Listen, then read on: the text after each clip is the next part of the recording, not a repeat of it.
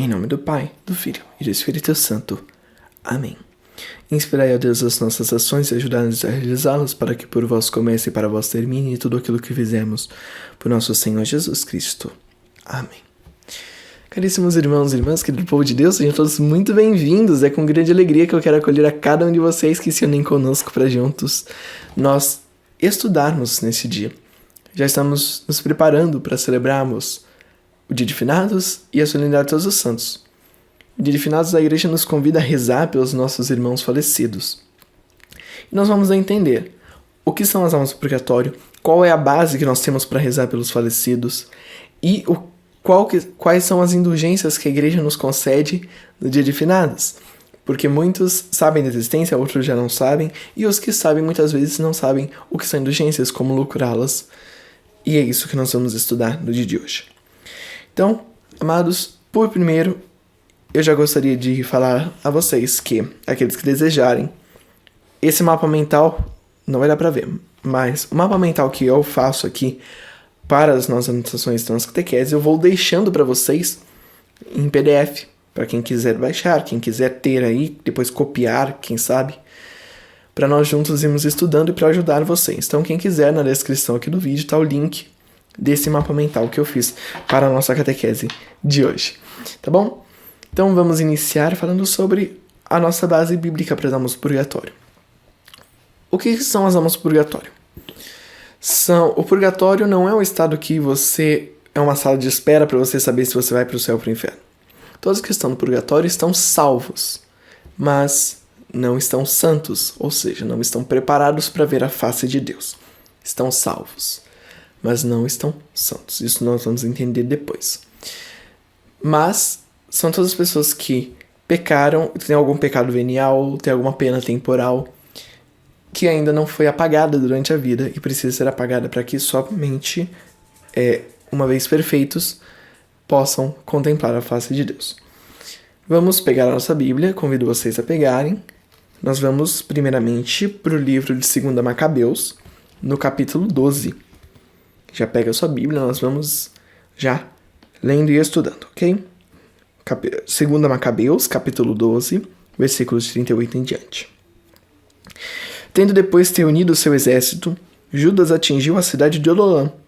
Chegado ao 7º dia, purificaram-se conforme o costume, e ali mesmo celebraram o sábado. No dia seguinte, sendo já urgente a tarefa, vieram falar com Judas, para recolher os corpos dos que haviam tombado, a fim de inumá-los junto com seus parentes, nos túmulos de seus pais. Então encontraram, debaixo das túnicas de cada um dos mortos, objetos consagrados aos ídolos de Jâmnia, cujo uso a lei vedava aos judeus. Tornou-se assim evidente para todos que foi por esse motivo que eles sucumbiram.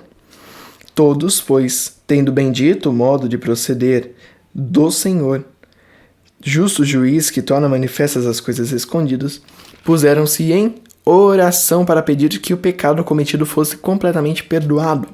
E o valoroso Judas exortou a multidão a se conservar isenta de pecado, tendo com os próprios olhos visto o que acontecera por causa do pecado dos que haviam tombado.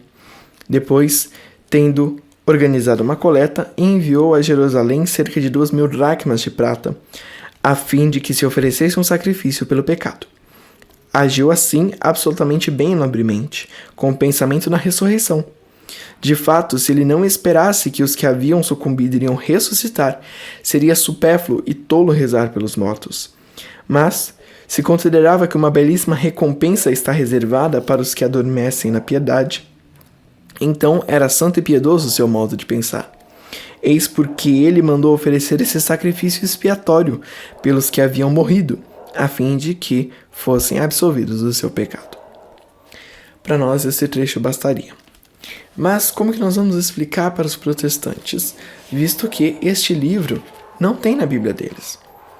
Para aqueles que não sabem, né, os protestantes eles têm 7 livros a menos. A nossa Bíblia ela é composta de 73 livros do Novo e Antigo Testamento. E a Bíblia protestante ela tem apenas 66 livros. 7 livros a menos. Não somos nós que temos 7 livros a mais, porque a Bíblia católica ela se baseia na Septuaginta, que é muito mais antiga. A Septuaginta era utilizada pelos apóstolos, visto que o novo cânone com menos livros do Antigo Testamento, ele só vai surgir no Concílio de Jamnia, muito depois dos apóstolos e de Jesus Cristo. E é isto que Lutero vai usar na sua Bíblia, quando ele traduz. A primeira que ele traduz, ele ainda usa a Septuaginta da Igreja Católica, mas depois as comunidades protestantes adotam esta outra com 7 livros a menos. Mas como explicar, então? Vamos para o Evangelho de Mateus, porque o Evangelho de Mateus tem em todas as Bíblias. O Evangelho de Mateus, capítulo 12, versículos de 31 e diante.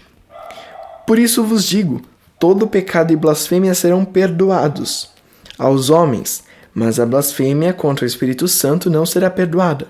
Se alguém disser uma palavra contra o Filho do Homem, se-lhe-á perdoado. Mas se disser contra o Espírito Santo, não lhe será perdoado, nem nesta era, nem na outra.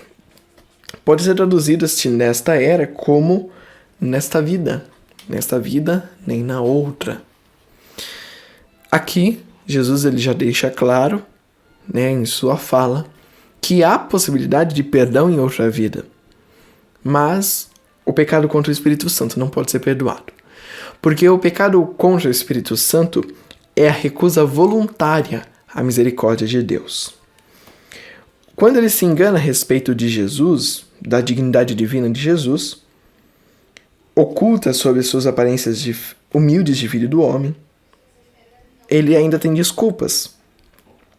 Mas não se dá o mesmo quando fecha os olhos e o coração às obras notáveis do Espírito Santo. Ele nega a salvação, ele fecha o coração às obras do Espírito Santo.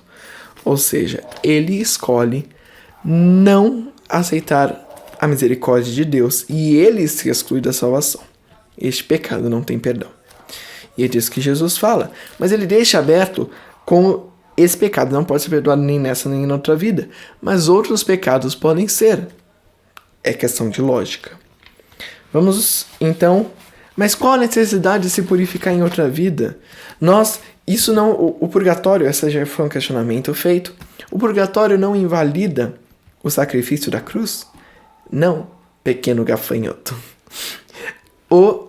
Pela cruz nós somos salvos, pela cruz nós conseguimos a redenção.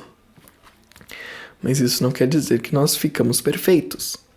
Nós ainda carregamos a mancha do pecado original. Jesus, com sua morte, ele abre as portas do paraíso para nós. Mas nós não somos dignos por nós mesmos, somente pela cruz de Cristo. Mas precisamos não pecar. Mas nós somos homens falhos, nós pecamos. Nós manchamos as vestes do nosso batismo. Pelo batismo, nós somos limpos de todas as máculas, de todo o pecado, perdão. Mas a mácula ainda fica. É como quando eu me firo e, mesmo depois dessa ferida sair, ainda fica aquela cicatriz. É a ferida? Não, mas é a cicatriz daquela ferida. A mácula do pecado original é esta. É esta cicatriz que ainda fica. E que nós carregaremos eternamente. Todos nós temos, eu não sei se fica desse lado a mim, não vai dar pra ver na câmera de jeito nenhum. Mas nós temos, aqui no Brasil, da vacina que nós recebemos quando criança. Nós ficamos a vida inteira com essa marca. Mas não é a ferida, não é uma ferida, é uma marca daquela ferida que foi feita. Do mesmo modo, todos nós carregamos esta ferida, mas esta mancha, essa cicatriz do pecado original. E nós, como falhos, nós pecamos. Nós pecamos e por isso Deus nos deixa o sacramento da reconciliação. Mas já vamos entender o porquê que só a confissão não basta. Apocalipse, capítulo 21, versículos de 24 a 27. As nações caminharão à sua luz e os reis da terra trarão a ela a sua glória. Suas portas nunca se fecharão de dia, pois ali já não haverá noite. E lhe trarão a glória e o tesouro das nações. Nela jamais entrará algo de imundo, e nem os que praticam abominação e mentira. Entrarão somente os que estão inscritos no livro da vida do Cordeiro. Aqui fala sobre a Jerusalém futura, Jerusalém celeste. Nela jamais entrará algo de imundo. Nós somos manchados pelo pecado, redimidos pelo sangue de Cristo, óbvio, mas nós ficamos manchados, principalmente com os pecados que nós cometemos. Pelo batismo nós somos livres do nosso pecado, mas nós temos do nosso pecado original, mas nós temos durante a vida os nossos pecados que nós cometemos e pedimos perdão. Para nós entendermos a importância das indulgências e entender a finalidade do purgatório, nós precisamos entender o que é pena temporal e pena eterna. A pena eterna, ela nos é devida pelo nosso pecado mortal. Quando nós pecamos contra os 10 mandamentos, nos é devido uma pena eterna, o inferno. E esta pena eterna, ela é perdoada na confissão. Nós somos livres dela pela confissão. Ela nos livra do inferno que nos é devido pelo pecado. Ao mesmo tempo, o pecado tornou nosso coração pior. Por isso não estamos prontos para ver a Deus.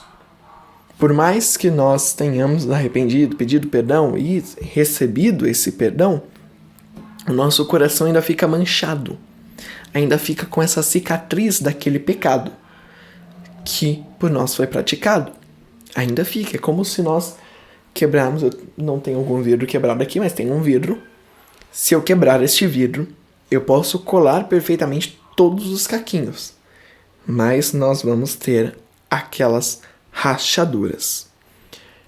Quando nós pecamos, nós quebramos o vidro, que medo de quebrá-lo de verdade, nós quebramos o vidro e nós temos ele todo quebrado. Pelo sacramento da reconciliação, o padre vai lá, né, em nome de Jesus, junta todos os caquinhos e nos cola de novo. Mas o que é a pena temporal? É essa rachadura. A confissão ela não apaga essa rachadura. A confissão ela vai colar os caquinhos de volta. Então, aí que entra a pena temporal. Se eu me confesso, pequei mortalmente, eu me confesso e morro, eu estou salvo, mas não estou santo. Aí que entra o purgatório e a pena temporal. A pena temporal é isso, essas rachaduras que precisam ser eliminadas. Porque como que eu vou apresentar ao Deus eterno, todo-poderoso, criador de todas as coisas, um coração cheio de rachaduras? Não posso.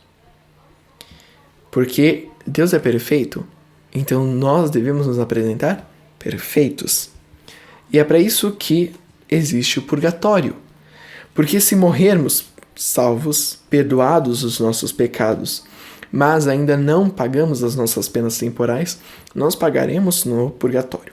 O fogo do purgatório, de certo modo, ele é pior do que o inferno. Por quê? No inferno você não tem arrependimento, você não tem nada. Agora no purgatório você sofre com a sua própria consciência, com o seu arrependimento. Você sofre porque você está salvo, só que você não pode contemplar a face de Deus. Falta isso aqui para você. Você tem muita esperança de contemplar a face de Deus. Falta isso aqui, mas você ainda não pode. E você fica naquela angústia porque você quer contemplar a face de Deus, mas fica naquele fogo purificador. Nós somos provados pelo fogo. Então, aí, no purgatório que nós pagamos as penas temporais. No purgatório, como eu disse, as pessoas estão salvas, mas não santas devido às penas temporais. Mas todo mundo que pecou vai ter que pagar no purgatório? Não. Tem como ir para o céu direto? Tem. Muitos foram para o céu direto. Muitos santos que nós conhecemos, muitos que nós não conhecemos. Ah, detalhe. Então, uma coisa interessante. Se eu morrer e for para o purgatório, eu não posso ser santo, então, canonizado pela igreja. Pode. Santa Teresa d'Ávila. Santa Teresa d'Ávila, Deus permitiu que ela apareça. Porque quando ela morreu, tinha fama de santidade. Então, todas as irmãs foram comemorar. Vamos dizer assim, né? Já tinham comemorar no sentido de... ela já está no céu. Ela já é santa. Já vamos ter uma santa, não sei o que e tal. Só que Deus permite que ela apareça a uma das irmãs para dizer: não, minhas filhas, vocês são doidas? Eu tô no purgatório por causa do meu pecado venial. Então eu preciso que vocês rezem por mim. Então organizaram suas chamadas missas gregorianas, que eram várias missas rezadas pela alma, e depois Deus permite que ela apareça de novo. A alma dela aparece para uma das irmãs para falar que ela foi livre do purgatório. Mas o purgatório não é uma sentença, estou condenado. Não. O purgatório é uma preparação para ver a face de Deus se você não está limpo nesta vida. Então, vamos lá. Além do purgatório, como que eu faço nessa vida? Porque eu não quero passar pelo purgatório, eu quero ir direto para o céu. Como que eu faço? Então, essas penas temporais, elas podem ser pagas em vida, tanto com os sofrimentos que Deus nos permite. Detalhe, Deus não impõe sofrimentos a nós. Deus não nos faz sofrer, Deus não se compraz com o sofrimento. Mas Deus se compraz com os sofrimentos que Ele permite que nós tenhamos, que nós soframos e que nós oferecemos a Ele. Deus se compraz com os sofrimentos que são oferecidos. Quando eu sofro, ao invés de eu murmurar, ao invés de eu reclamar, ao invés de ficar xingando todo mundo, eu ofereço esse sofrimento pela minha salvação, pela conversão dos pecadores, pelas almas do purgatório. Quando você reza por uma alma do purgatório, você ganha uma intercessora no céu. Porque quando essa alma é livre, ela intercede por você no céu. Toda oração pela alma do purgatório ela é excelente. Nós devemos cultivar essa devoção pelas almas do purgatório. Mas todo sofrimento que nos é permitido por Deus, então, se oferecido, nós podemos pagar as nossas dívidas, nossas penas temporais por estes sofrimentos que Deus nos permite. Como na eternidade também nós podemos pagar pelo purgatório. Mas há ainda outra forma, outro meio de reparar as penas temporais, as indulgências. E aí nós chegamos. As indulgências, elas podem ser aplicadas, primeiramente, elas apagam as penas temporais total ou parcialmente. Aí nós temos a indulgência parcial e a indulgência plenária. Indulgência parcial se consegue todos os dias do ano. Na catequese sobre indulgência, que se nós ainda vamos gravar, eu vou explicar sobre isso. Mas todo dia do ano você consegue indulgências para você. Então, indulgência plenária são em algumas ocasiões que a igreja nos concede. As indulgências, elas podem ser aplicadas a nós mesmos, aos nossos familiares vivos, aquele familiar que você sabe que que às vezes não reza muito. A pessoa, ela vive até, tenta viver em santidade, mas falta ainda um pouco para ela conseguir o céu. Então, você pode oferecer para ela. Vamos supor, você foi a uma missa que conseguiu indulgência plenária, como de ano novo, fez tudo, mas uma pessoa ela não conseguiu ir por algum motivo, por uma doença, por alguma coisa, ela não conseguiu ir por algum contratempo, e ela perdeu a indulgência. Você pode oferecer por ela. E assim também você pode oferecer pelas almas do purgatório. Aí nós chegamos no ponto, a indulgência de finados. A indulgência durante o ano todo nós podemos conseguir indulgências para nós. Mas a indulgência de finados especificamente, ela não é dada a nós. A indulgência de finados, ela é conseguida para uma alma do purgatório. Como que nós vamos conseguir a indulgência de finados? Ela pode ser conseguida dos dias 1º até o dia 8 de novembro. E para consegui-la você precisa confessar-se bem, ter confessado 8 dias antes ou confessar 8 dias depois.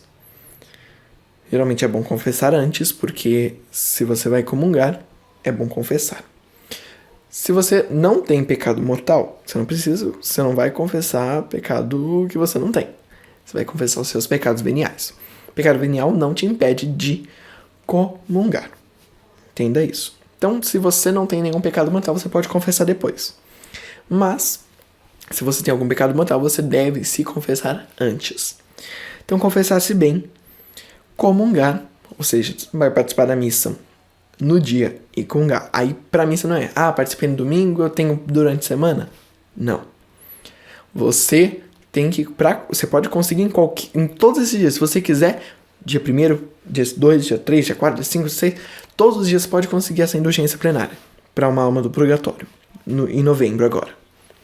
Mas A confissão você não precisa confessar todos os dias. Se você confessar no dia 1º, essa confissão vale para todos os dias de indulgência, tá bom? Então, mas comungar. Cada dia que você... Todo dia, se você quiser todo dia, se você quiser um dia só, fica à vontade. Mas se você quiser todos os dias, você tem que comungar todos os dias. Rezar nas intenções do Santo Padre, um Pai Nosso, uma Ave Maria, um Glória, ou outra oração que a piedade particular te orientar. Pode ser aquela oração que nós rezamos na adoração ao Santíssimo, pelo Santo Padre ou Papa. Oremos pelo nosso Pontífice, o Papa Francisco, vigilante, ele é paciente, Senhor recebe, enfim. Você pode conseguir na internet essa oração, mas fica à vontade. Se você quiser só rezar um Pai Nosso, uma Ave Maria, um Glória, tudo bem. E visitar o cemitério e rezar pelo falecido. Então, comungando, rezando as intenções do Santo Padre, visitando o cemitério, você consegue todos os dias, ou um dia deles, a indulgência plenária para uma alma do purgatório. E confessando também, em um desses dias, ou no primeiro para todos os dias, ou em outros dos dias desse período para todos esses dias. Não, confessaria primeiro. Quero todos os dias indulgência lucrar para algum falecido. Ótimo. Então, comunga todos os dias, reza pelo Santo Padre todos os dias e visita o cemitério. Reza pelo falecido todos os dias. É isso. Então nós entendemos. A indulgência parcial, ela paga parcialmente as penas temporais, e a indulgência plenária, ela apaga totalmente. Então, você pode conseguir, com uma indulgência dessa, você já tira imediatamente uma alma do purgatório. Então, é muito bom que nós façamos. Então, vamos buscar essa indulgência de finados no próximo vídeo, nossa catequese, que eu falarei sobre indulgências. Nós vamos falar, além do que são indulgências, nós vamos também estudar sobre como conseguir essas indulgências no próximo ano. 2025, ano jubilar. Peregrinos da Esperança. A Igreja nos concede indulgências especiais durante todo o ano jubilar. Ok? Então, muito obrigado a você que nos acompanhou. Lembrando que, se você quiser esse mapa mental, na descrição tem o link para você baixá-lo e depois copiá-lo ou imprimi-lo, como quiser. Só não ligue para minha letra, porque é um pouquinho garrancho, mas tá tudo bem. Não liguem, dá para entender, é legível, tá bom? Eu prometo. E muito obrigado mesmo a cada um de vocês. Compartilhe para que mais pessoas conheçam também a devoção às almas do purgatório e rezemos, tenhamos verdadeira devoção pelas almas do purgatório. E vamos buscar essas indulgências. Dia 2, ok? A nossa proteção está no nome do Senhor, que fez o céu e a terra.